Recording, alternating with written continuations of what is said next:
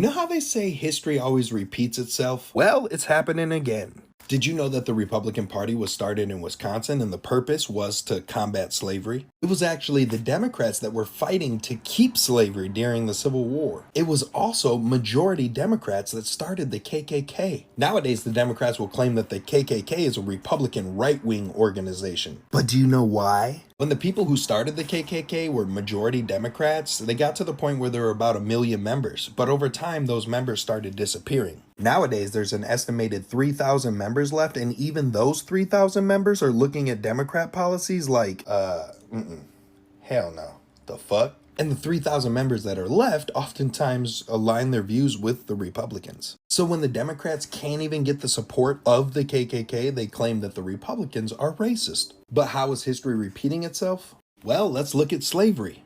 Back then, a specific group of people were actually tied up in chains and forced to work for free. But in return, they received a place to live, food to eat, and health care to keep them in good physical condition for free.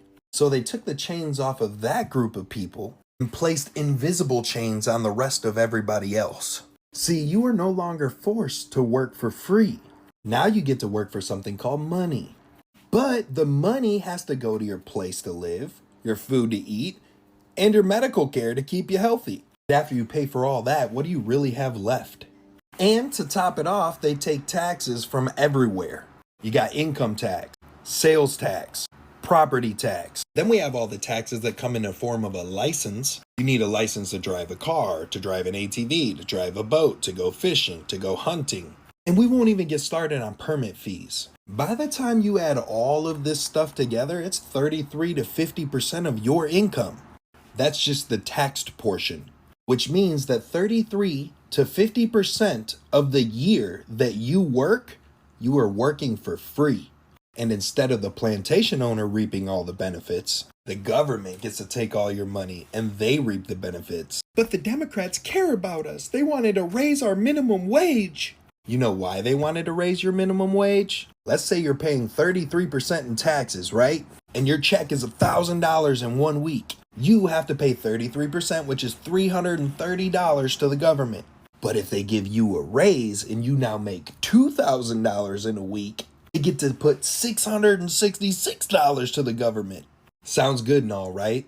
Wrong, because you also have inflation happening as well. So when your pay goes up, or everybody's pay goes up, guess what the companies do? They raise their prices. So now you're getting paid twice as much, but everything costs twice as much. And at the end of the day, you're still broke. And the only person that made twice as much money is the government.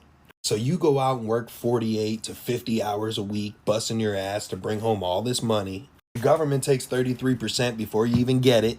And whatever you have left over has to go towards your basic living expenses. Now here we are with Donald Trump in office trying to eliminate specific taxes. Donald Trump is trying to take those invisible chains off of your wrist. And we got idiots out here repaying them by putting seashells in the shape of 8647.